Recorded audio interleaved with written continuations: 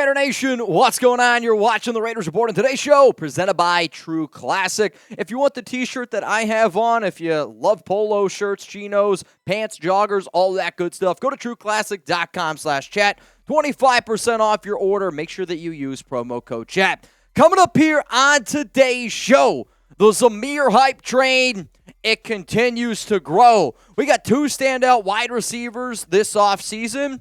Could they both make the 53-man?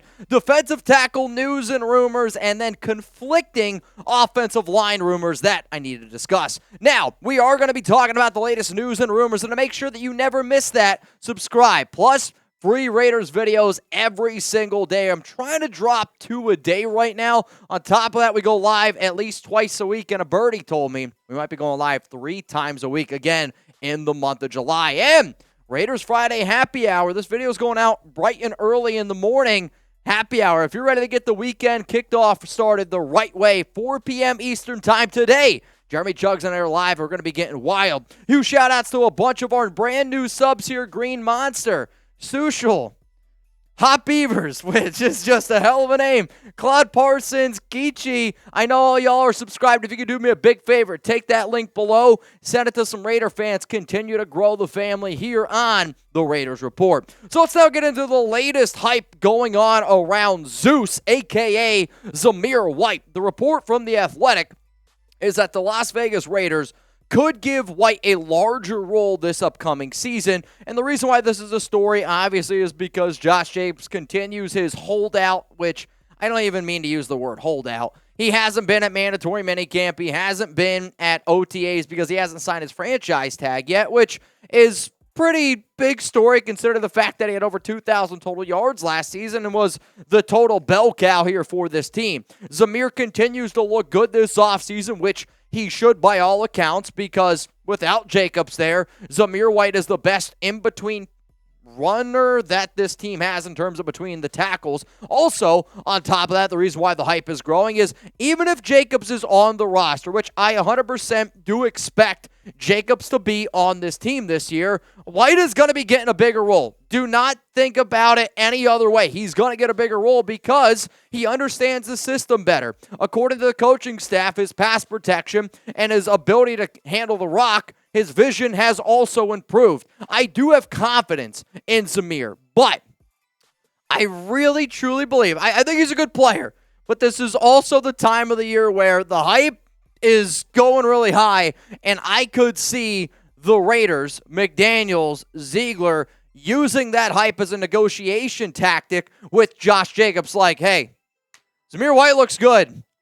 You can do what you want to do. We're going to be fine, which I'll tell you this, the Raiders' running game will be okay with Zamir. It won't be nearly as good, though, as it would be with arguably the best running back in the NFL and Josh Jacobs. So here's your opportunity to protect it. I actually got a bunch of people who, some of my OG friends that still do fantasy football are like, yo, with all this Jacobs rumors going on, how many carries is Zeus going to get? So, Sal, I'm going to tell you. How many carries for Zeus this upcoming season, even if Jacobs is on the roster? My answer is, I'm going to say he's going to be around 80 carries, no matter what. And the biggest reason is they want to keep Jacobs fresh. If he's going to be on the franchise tag, okay, that helps out this team this season. And I really believe that their ultimate goal for every year is to always win a Super Bowl. So you want to be able to keep Jacobs fresh later in the year, and if they give him a contract extension, I might even bump this number up a little bit because they don't want Jacobs just to be good for year one. They want Josh to be able to handle the rock, get 275 carries if they give him that extension, probably for the next 3 years. That's where Zamir can take at least a little bit of a load off Jacobs' plate. Now, today's show, again, is sponsored by True Classic. 25% off your order with promo code chat. The link is trueclassic.com/chat, which y'all can find down in the comments and in the description of today's show. Father's Day is Sunday, and one thing is for sure, dads have enough ties, tools, and baggy tees. This year, give your dad, father figure, mentor, or loved one in your life the gift of looking good and feeling good with True Classic. Their Ultra Soft tees are fitted in all the right places and with just enough room where you need it. You'll never want to wear anything else, but True Classic isn't just about tees. They have everything you need to build a complete wardrobe, from button-downs to Henleys to polos. True Classic also has a line of comfortable, stylish jeans and chinos, and a collection of activewear that's perfect for anyone who wants to stay comfortable while staying active. And if you're not completely satisfied with your purchase, they offer a 100% risk-free guarantee and easy returns. With affordable prices and high-quality clothes, True Classic is a no-brainer for anyone looking to upgrade their wardrobe. Don't settle for anything less than the best. Try True Classic today. Use promo code CHAT at trueclassic.com/chat to get 25% off your order, plus free shipping on purchases over $100. Give a gift that dad will actually love this Father's Day. Give him True Classic. Now, me personally, the biggest reason why I like these shirts, I'm just being honest with y'all, they fit my shoulders really well, but they also make my biceps look bigger, and they keep my waist a little bit thin. With all these tuna clocks and beer bongs you guys do, I got a little bit of a dad bod rocking, even though not a dad yet, though Chuck might beg to differ. Shout out to True Classic, trueclassic.com/chat. Let's continue here to look at the Raiders' rumors and news on today's show. Now we're going to talk about two wide receivers that are getting quite a bit of hype this offseason because of how well they have looked at OTAs, how well they have looked at mandatory minicamp. So as it stands right now, and you got to remember, Jakobi Meyers hasn't been out there, hasn't been practicing. I anticipate him to look good. So without Jakobi, according to the report from The Athletic, is that this Raiders wide receiver room has been hella impressive. We know we have Devontae Adams. I know that Hunter Renfrow can be one of the better slot receivers in the NFL. Jakobi Meyers is a top 30 overall wide receiver. To me, the Raiders have three, including Renfrow, top 30 wide receivers. If you can add another player into that mix, good luck. And Tre Tucker continues to shine from everything that I hear, everything that I see. The people that I talk to say, this guy is a playmaker. And he might not be the best receiver, but when the ball's in his hands, giggity, he makes defensive coordinators sweat because of his quickness, because of his vertical speed, because of his ability to beat you instantaneously. They're going to use him as that Swiss Army knife roaming all around the offense. Can't wait to see what he does this upcoming season, even from a special team standpoint. The other receiver that continues to get hype is Chris Lacy. And the reason why I want the nation to keep an eye on him is because didn't play last season. In fact, from a career standpoint, 3 catches, 60 yards, all of that came back in 2019. He has ties with Champ Kelly back in their days with Chicago. He's now on this team. It sounds like he's starting to understand the roster better, but the advantage that he has over a lot of these other receivers on the Raiders wide receiver depth chart is his size. And it sounds like Chris Lacy at 6'3", 205 pounds is making a name for himself to potentially make that 53-man roster. So, with that being said, and you know what? I'm going to make this the pinned comment on today's show. Will Chris Lacy make the 53-man roster? I want you to type M for make, or I want you to type C for cut. You're about to get hit with a YouTube ad break right now, so scroll on down and let me know. My prediction, Lacy is not going to make the 53-man, but he does end up on this Raiders practice squad. If Hunter Renfrow gets traded, if he's no longer on the roster, that opens up a spot for him because you know Devontae Adams is going to make it. Jakobi Meyers is going to make it. Let's say in this scenario, though, Hunter Renfrow doesn't make it. Tre Tucker is a lock to make it. DeAndre Carter, I also believe, is a lock to make it because of his special teams value. After that, though, that's where we have a little bit of a different conversation because Lacy, intriguing player. I think his biggest competition is going to be Sims, who is another very big wide receiver at 6'5". But then Philip Dorsett, he's got that vertical speed. He knows the coaching staff. It's going to be really intriguing to see what this Raiders team ends up doing at the wide receiver position. Coming up next here on the Raiders Report, I got some Raiders defensive tackle news and rumors to cover. We're going to talk about some veterans. We're going to talk about some of the younger players. And I think you're going to be surprised to hear the defensive tackles that have been working primarily with the first team defense. So coming up right now, the defensive tackles. Now, my depth chart looks like this. And really at this time of the year, you shouldn't take all these depth charts to heart because the Raiders are just mixing and matching players. Like, they're having all these different dudes work with first team, second team. This coaching staff wants a lot of battle between a lot of these players. So please, when you look at this defensive tackle room, don't look at it in terms of this is the locked and loaded depth chart.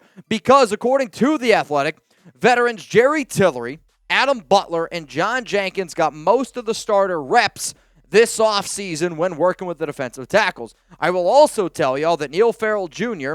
and Byron Young were the two most impressive players, we'll say, second year and under for the Silver and Black. This coaching staff always talks about chemistry on the offensive line. Well, guess what?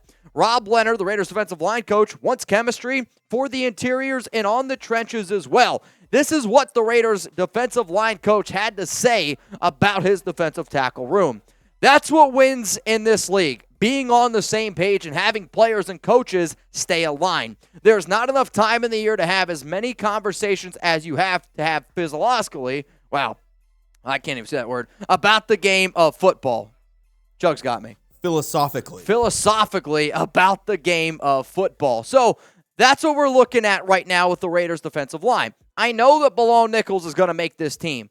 And you know that Byron Young is going to end up making this team. I believe Nesta Jade Silvera ends up making this team as well. But if there's one thing that has continued to stand out is the number one defensive tackle, without question, on this Raiders roster is Bilal Nichols. And I'm excited to see what he is able to do in year two, because there's a player I was very high on. Unfortunately, in the month of June last year, tore his meniscus, was not really reported. We talked about it a little bit on the show, but Bilal's team didn't really want me to break the news. So he ended up tearing the meniscus, and it took him a little bit to get back going. But from November and December, he looked pretty damn good to me, and it sounds like he looks really good and motivated this upcoming season. However, the rest of the defensive tackle room, everything's up for grabs. It sounds like there is nobody safe. There's a lot of battles, and sure, the coaching staff has a few favorites here and there, but overall, I mean, what you see right now for the defensive tackle room could totally change in July. It could totally change in August. This is going to be a battle that every Raider fan should keep an eye on.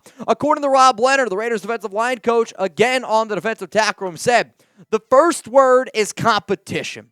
That's how you're going to get the best out of anybody. The margin for error is slim, so the separation will play itself out in training camp, but they're all getting their fair shot and opportunity. So as you can see, a lot of things up in the air, and this is going to be a competitive room, and I do think a lot of things are going to be trimmed out in terms of training camp, how some of these players perform in their 3 preseason games. So you have all of those things to look at for the defensive tackle room. Coming up next here on the show, we went from the big guys on defense. Let's talk about the big dudes on the offensive line, because I got some conflicting reports out there, hearing from what The Athletic is saying compared to what my sources and what other respected people around the Raiders have said. So coming up, conflicting offensive line rumors. The latest report is that the Raiders are banking on the same O-line as last season. That is from Tashawn Reed. The Athletic expects Alex Bars to be the starter at right guard. Also, they say that Justin Herron, Brandon Parker, and Thayer Munford are going to be the backups. Now, they only list 8 offensive linemen. I don't see this team only keeping 8. I see them keeping probably 9, potentially 10 O-linemen. The reason why it's conflicting is because I have not heard that Alex Bars is the expected right guard. In fact, I have heard the exact opposite of that. I don't even think he's in front of Greg Van Roten. I don't think he's in front of Natane Moody. However, though, I get that people want to listen to The Athletic. They have some good stories out there, but with every Raiders beat reporter, I always say you got to take it with a grain of salt because of, how many times they've swung and missed. So will Alex Barr start at right guard this season for the Raiders? I want you to give me a yes, or I want you to give me a no. When we interviewed Jermaine Illuminor, when I talked to Colton and Jermaine just last week at the wing eating contest, they also told me that they could see Alex Barr starting at right guard because he started 15 games last season. So give me a yes, give me a no. What do you think about Alex Barr starting this upcoming year? To me, he's not the expected starter. I think it's just more of, unfortunately, The Athletic not 100% knowing this offensive line room / not knowing the ins and outs of this football team. And I think they're just going with what they believe ends up happening, which it does kind of suck because a lot of these beat reporters out there, when you have Ziegler, McDaniels, they don't give out a lot of information. So just like I give my opinion, that's what a lot of these dudes do too. So I know how difficult of a job it is to cover the Raiders. And when you see something from The Athletic, when you see something from the Las Vegas Review Journal, don't take it as gospel. Take it as They are simply just giving their opinion, just like we give our opinion here on YouTube. From what I understand, Netane Moody is right now the front runner to start at right guard. If the season were to start today, it would end up being Netane Moody. However, do not sleep on Greg Van Roten either, who the Raiders went out and got. Started 4 games last season, has spent a lot of time in the AFC West. So McDaniels and Ziegler have seen him play, and Greg Van Roten also has that ability to swap in and out. Also, I stated on our live show on Tuesday, do not be shocked if the Raiders want to work in Thayer Munford to be a potential right tackle. And if he ends up winning that right tackle spot, they're just going to kick Jermaine Illuminor into right guard where he absolutely positively can play. The person that isn't a lock to make the roster that they said would be Justin Herron. I've heard the exact opposite. If the season were to start today, they needed their 53-man, Herron would not make that 53. I get the fact that the Raiders traded for him, but when you have that ACL injury that he sustained on October 6, 2022, he's lost a step. I've heard he's not in the best shape. Yes, he has the relationship with Carmen Brasillo, but from what I hear, he's not even in the top 10 as it stands right now for the Raiders' offensive line. So one more time here, we're going to quick recap. Zamir White, the hype is growing. He's going to get more work this year, but I do think some of the hype is so high as a negotiation tactic with Josh Jacobs. Tre Tucker continues to look very, very good. Chris Lacy showing that year 2 in the McDaniel system, he looks good. The defensive tackle news, Bilal Nichols is your main guy. Everything else, big old shrug emoji. And then I do not expect Alex Bars to be the starter at right guard. Look for Netane Moody, look for Greg Van Roten, but it is going to be something to monitor during training camp and during the preseason this upcoming year.